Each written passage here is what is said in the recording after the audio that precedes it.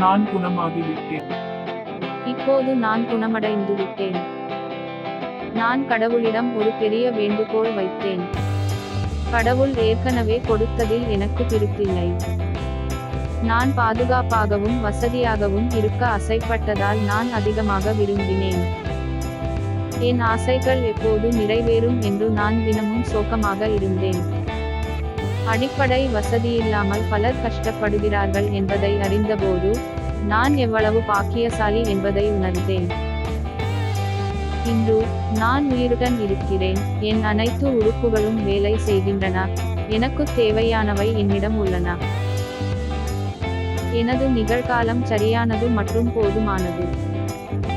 என் உடலும் உள்ளமும் குணமடைந்தன. இயேசு அவரிடம், மகளே, உனது நம்பிக்கை உன்னை குணமாக்கிற்று. அமைதியுடன் போ, நீ நோய் நீங்கி நலமாயிரு என்றார்.